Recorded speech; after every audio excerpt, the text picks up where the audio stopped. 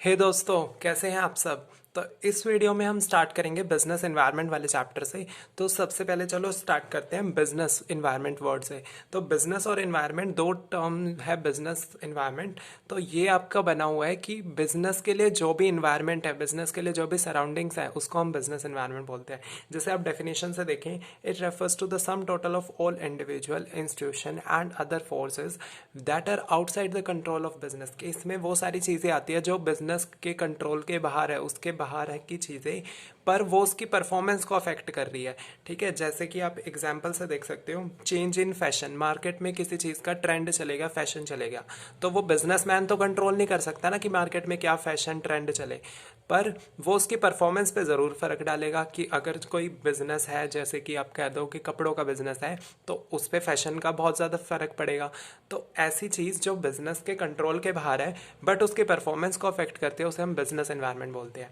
आप एक और तरीके से इस डेफिनेशन को समझ सकते हैं कि बिजनेस एनवायरनमेंट क्या होता है। टेक द होल यूनिवर्स, ये आपके एनसीईआरटी बुक की डेफिनेशन है कि सारे यूनिवर्स में से अगर हम बिजनेस को हटा दें तो जो भी बचा वो क्या होएगा, बिजनेस का इन्वायरमेंट। ठीक है, एक आपके एग्जाम्पल देखो, ये भी बन सकता है change in government policy. Government ने कोई भी रूल पॉलिसी चेंज कर दी, वो भी बिजनेस एनवायरनमेंट है, क्योंकि वो भी गवर्नमेंट के हाथ में है, बिजनेसमैन के हाथ में नहीं है, पर वो बिजनेस की परफॉर्मेंस को अफेक्ट करता है।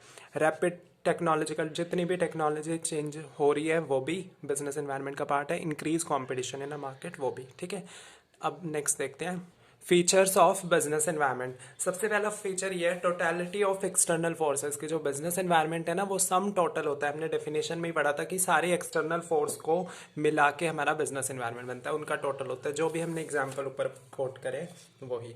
सेकेंड आता है स्पेसिफिक एंड जनरल फोर्सेस। की बिजनेस एनवायरनमेंट में दो तरह की फोर्स होती है, स्पेसिफिक और जनरल फोर्सेस, दोनों इन्वॉल्व होती है। अब देखो, स्पेसिफिक फोर्स के एग्जाम्पल मैं यहाँ पे लिख देता हूँ, कस्टमर हो गए। ठीक है, सेकंड आप कह सकते हो सप्लायर हो गया, इन्वेस्टर हो गया, या फिर एम्प्लॉयज हो गए। ठीक है, तो ये भी तो हमारे बिजनेस की परफॉर्मेंस पे इफेक्ट डालते हैं। हमारे customer, supplier, investor, employees etcetera, कोई भी पार्टी बिजनेस से लिंक है, वो स्पेसिफिक फोर्स होती है। जनरल फोर्स में आते हैं जनरल, जैसे कि सोशल इन्वायरमेंट हो गया, social, political, technological, economic environment, ये सारे भी हमारे एक्सेट्रा, ये भी हमारे बिजनेस पे फर्क डालता है। तो जनरल फोर्सेस को अभी हम आगे भी डिस्कस करेंगे। स्पेसिफिक फोर्स होती है जो बिजनेस से रिलेटेड है, ये सारे बिजनेस से रिलेटेड होते हैं डायरेक्टली, बट ये इन उसकी परफॉर्मेंस पे फर्क भी डालते हैं। जनरल फोर्स डायरेक्टली लिंक नहीं होती बिजनेस से, पर उसकी परफॉर्मेंस पे फर्क डालती है।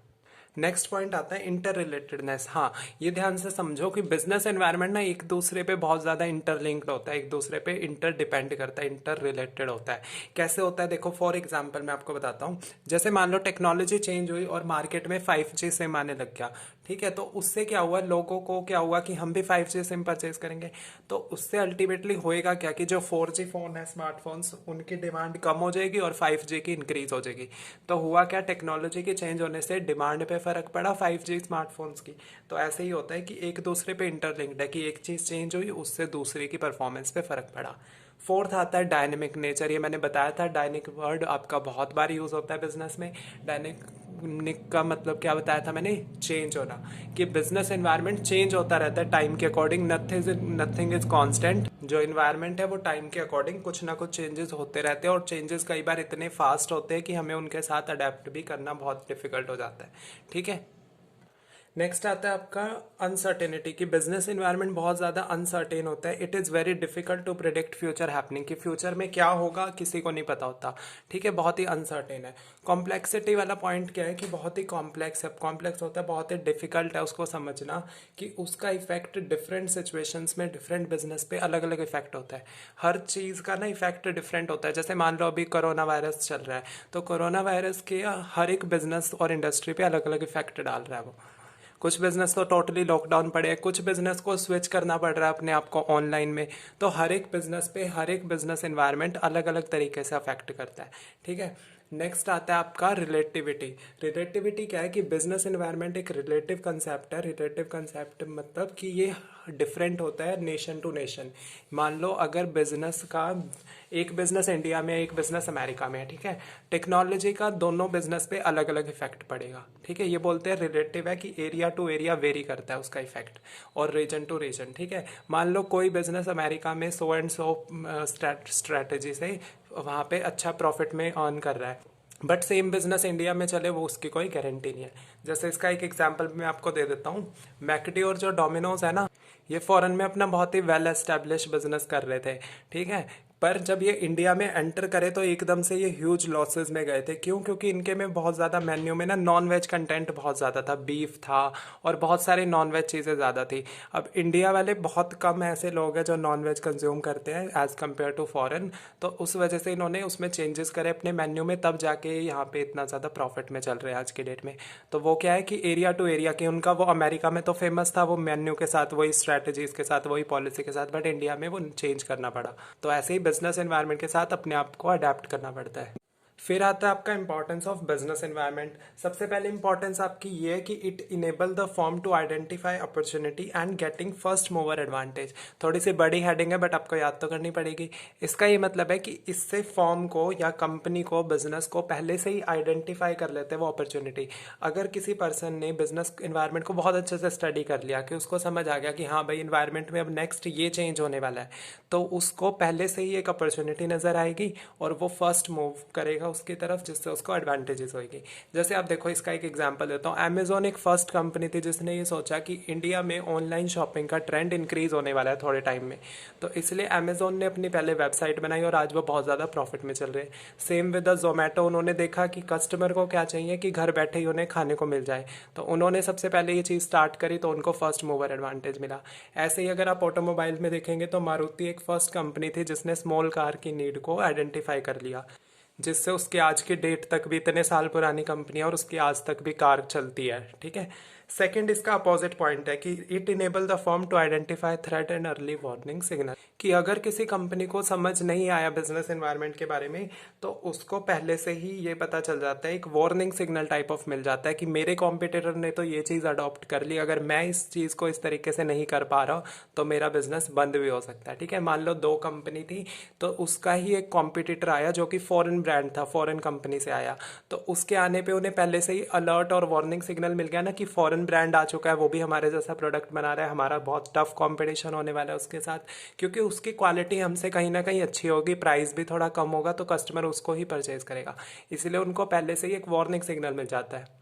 नेक्स्ट आपका पॉइंट आता है, it help in tapping useful resources. की बिजनेस एनवायरनमेंट से ना हम अपने रिसोर्सेज को बहुत अच्छे से यूज कर सकते हैं, उनको फुलर और एफिशिएंटली यूटिलाइज कर सकते हैं, वेस्टेज कम होती है, ठीक है। तो हमारे रिसोर्सेज बहुत अच्छे से यूज होते हैं बिजनेस एनवायरनमेंट की वजह से। नेक्स्ट आता है, it help in कॉपिंग with rapid changes.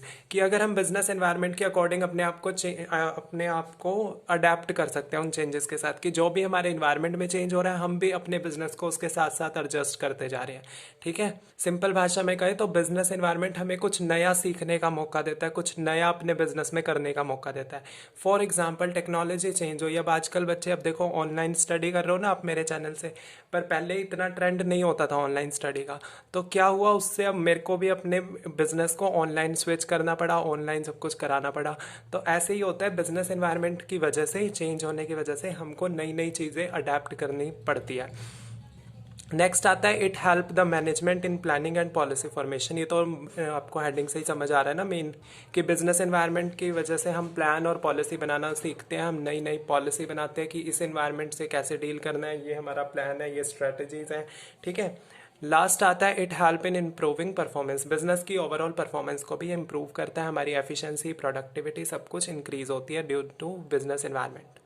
फिर हमारा नेक्स्ट आता है dimensions of business environment. 5 direction होती है मेनली हमारी, social environment, technological, political, legal environment, economic environment. ये 5 टाइप्स के एनवायरनमेंट होते हैं। अब हम स्टडी करते हैं क्या क्या होता है इनका मीनिंग। नेक्स्ट आता है इकोनॉमिक एनवायरनमेंट। इकोनॉमिक एनवायरनमेंट में आपके सारे इकोनॉमिक चेंजेस, जितने भी हमारी इकोनॉमी में पॉलिसी बनी है, रूल्स चेंज हुए हैं, वो सारा आता है।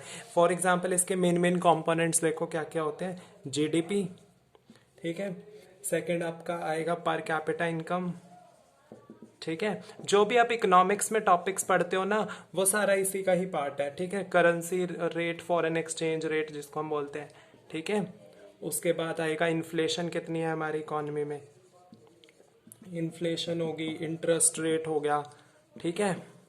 कैपिटल कितनी है, कैपिटल फॉर्मेशन, ग्रोथ रेट, या ये सारी चीज़ें जो भी हम इकोनॉमिक्स में पढ़ते हैं, मनी, बैंकिंग, वो सारा इसी में ही आएगा इकोनॉमिक एनवायरनमेंट में।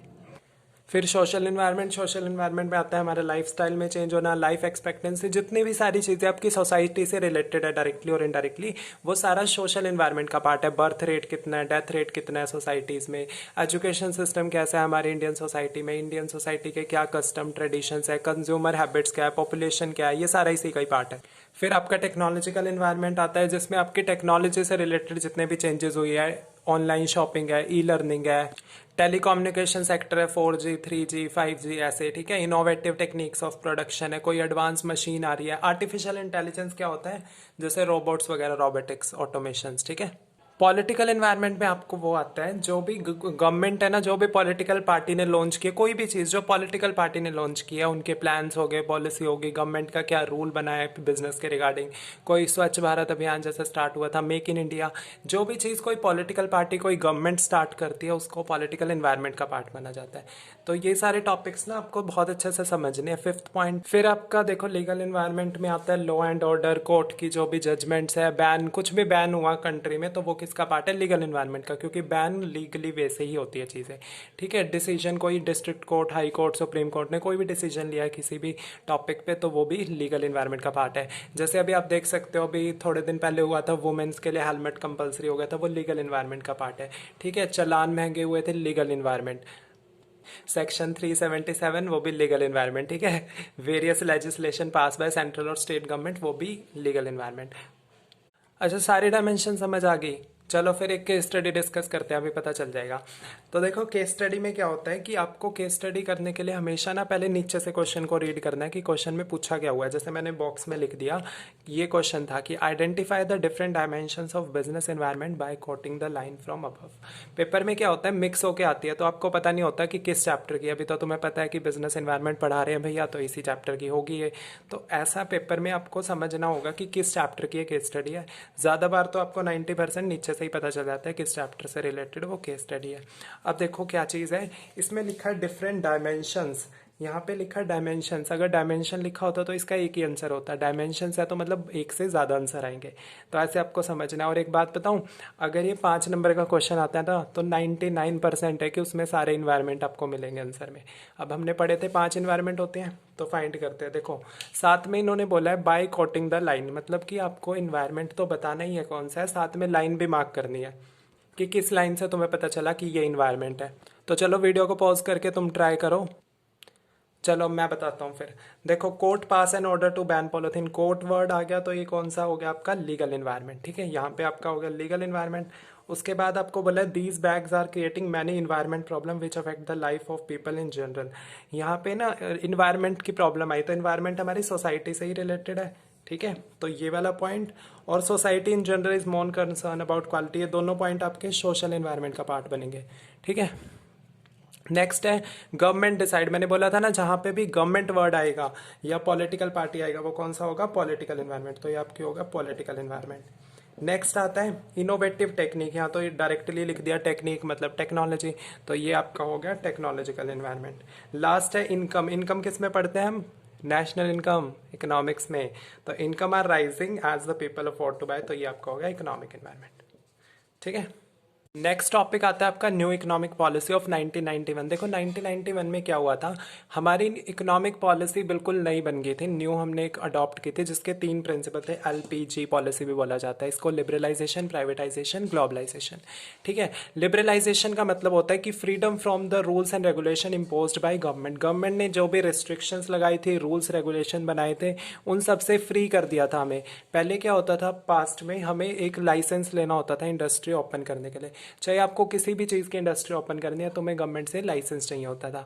बट 1991 में कंडीशन हटा दी, अब सिर्फ 5 ऐसी इंडस्ट्री है जिनके लिए लाइसेंस लेना होता है। ड्रग्स की होगी, अल्कोहल की कोई इंडस्ट्री खोलनी है, बहुत सारी ऐसे टैक्स में रिडक्शन कर दी थी, मतलब गवर्नमेंट ने फ्रीडम दे दी थी काफ़ी हद तक इंडस्ट्रियल सेक्टर को। सेकेंड है प्राइवेटाइजेशन। प्राइवेटाइजेशन का मतलब है transfer of share of public sector to private sector. पहले क्या होता था, 1991 से पहले सारी कंपनी प्राइवेट कंपनी उनमें कोई थी ही नहीं, सारी पब्लिक सेक्टर कंपनी थी, सारी गवर्नमेंट कंपनी थी। बट 1991 के बाद हमने प्राइवेट सेक्टर को भी बोला कि तुम प्राइवेट कंपनी भी ओपन कर सकते हैं आप, ठीक है। तो प्राइवेटाइजेशन आई थी यहाँ से। फिर था ग्लोबलाइजेशन। ग्लोबलाइजेशन है, it means to integrate different economy of world as a global economy. 1991 से पहले सारी कंट्री आपस में अपनी अपनी कंट्री में ही ट्रेड करती थी, कोई इम्पोर्ट एक्सपोर्ट अलाउड नहीं था। बट 1991 के बाद इंडिया ने फ्री इकोनॉमी अपने आप को डिक्लेयर कर दिया, ग्लोबल इकोनॉमी बना दिया कि वो अब सारी कंट्रीज़ को इम्पोर्ट एक्सपोर्ट करती है। अच्छा, अब आता है लास्ट टॉपिक। लास्ट टॉपिक से पहले अगर आपने अभी तक मेरे चैनल को सब्सक्राइब नहीं किया और वीडियो को लाइक नहीं किया तो जल्दी से जाके लाइक और सब्सक्राइब कर दीजिए और फिर आप ये टॉपिक समझो, ठीक है। सबसे पहले आता है इंक्रीज इन कंपटीशन। तो क्या हुआ था 1991 में जो पॉलिसी बनी थी उसका क्या क्या इफेक्ट हुआ वो पढ़ेंगे हम इन सब में। सबसे पहला तो कंपटीशन इंक्रीज होगा, मार्केट में बहुत ज़्यादा कंपटीशन इंक्रीज हुआ। मेन रीज़न क्या था कि फॉरेन ब्रांड्स आ गए थे इंडिया में आके, जैसे मैकडी, डोमिनोज, नाइकी, रीबॉक, इतने सारे फॉरेन ब्रांड्स आ गए जिससे मार्केट में कॉम्पिटिशन एकदम से इंक्रीज हो गया। मोर डिमांडिंग कस्टमर्स, कस्टमर की डिमांड भी बहुत ज़्यादा इंक्रीज कर गई ओवर अ पीरियड ऑफ, क्योंकि इंडिया की पॉपुलेशन बहुत ज़्यादा होती रही। उसके साथ साथ आपका क्या कि इतने सारे कंपटीशन थे, इतने सारे कॉम्पिटिटर थे, तो कस्टमर को क्वालिटी प्रोडक्ट ही चाहिए था। कस्टमर बेस्ट क्वालिटी खरीदता है, उसके लिए मैटर नहीं करता कि वो इंडियन ब्रांड है या फॉरेन ब्रांड है। थर्ड आता है आपका मार्केट ओरिएंटेशन। मार्केट ओरिएंटेशन क्या होता है कि पहले क्या होता था टाइम में कि हम सबसे पहले जा प्रोडक्ट को बनाते थे, उसके बाद उसे मार्केट में सेल करते थे। बट 1991 के बाद एक ट्रेंड चेंज हुआ कि पहले हम मार्केट में जाते हैं, मार्केट में सर्वे करते हैं कि कौन से प्रोडक्ट की ज़्यादा डिमांड है और जिसकी ज़्यादा डिमांड है उसी को ही प्रोड्यूस करके बेचते हैं। मतलब उसमें हम पहले बनाते थे फिर बेचते थे, इसमें पहले देखते हैं कि क्या बिकने वाला है, किसकी डिमांड ज़्यादा है, फिर उसे ही बनाएंगे, ठीक है। फोर्थ पॉइंट है rapid change in technology. No doubt 1991 के बाद टेक्नोलॉजी में बहुत ज़्यादा चेंज आते रहे, हमारे पास अच्छी मशीन्स, अच्छी कैपिटल, अच्छा इंफ्रास्ट्रक्चर इंक्रीज हुआ कंट्री में, ठीक है। टेक्नोलॉजी में आप कह सकते हो कंप्यूटर, स्मार्टफोन्स, ये सब बहुत इंट्रोड्यूस हुए थे उस टाइम पे और अभी तक टेक्नोलॉजी हमारी ग्रो कर रही है। फिफ्थ आता है need for development of human resources. Human resource को डेवलप करने की ज़रूरत पड़ी क्योंकि टेक्नोलॉजी तो अच्छी होगी पर उन मशीन्स को चलाना सिखाना पड़ेगा हमें, ट्रेनिंग देके अपने ह्यूमन रिसोर्सेज को। हमें स्मार्टफोन्स और कंप्यूटर्स और जितने भी हमारी मशीन्स है उन सबको एकदम से सीखना पड़ता है, पहले अडेप्ट करना पड़ता है उन चेंजेस के साथ। सिक्स्थ आता है नेसेसिटी फॉर चेंज। इतने सारे चेंजेस की वजह से हमें अपने बिजनेस को इन चेंजेस के साथ अडेप्ट करना पड़ना था, हमें इन चेंजेस को अडॉप्ट करना था, इनको यूज़ करना था अपने बिजनेस में, ठीक है। तो हमें पूरी की पूरी नेसेसिटी बन चुकी थी कि हमें इन चेंजेस के साथ अपने आप को एडजस्ट करना है, अदरवाइज हमारा बिजनेस बंद हो जाएगा। सेवन था loss of budgetary support to public sector. जो गवर्नमेंट सेक्टर था वो लॉस में चलेगा था इस टाइम पे, क्यों? क्योंकि जो भी गवर्नमेंट सेक्टर थे उनमें काफ़ी सारी कंपनीज तो प्राइवेट हो गई थी और काफ़ी सारी कंपनीज बंद हो गई थी जो और अल्टीमेटली लॉसेज में चल रही थी। तो अल्टीमेटली हुआ क्या कि जो भी कंपनी लॉस में थी वो बंद हो गई थी, जिससे कि बजट की प्रॉब्लम बहुत ज़्यादा क्रिएट हुई पब्लिक सेक्टर में, ठीक है। तो ये था आपका पूरा chapter business environment. I hope आपको सारा कुछ समझ आ गया हो। जो नहीं आया आप नीचे कमेंट बॉक्स में जाएं, कमेंट करें, हम आपको वहाँ पे श्योरली रिप्लाई बैक करेंगे। आप हमें इंस्टाग्राम पे जाके भी डीएम कर सकते हैं, लिंक डिस्क्रिप्शन बॉक्स में। एंड बाकी की वीडियोस देखने के लिए हमारे चैनल को सब्सक्राइब करें एंड शेयर करें। Thanks for watching.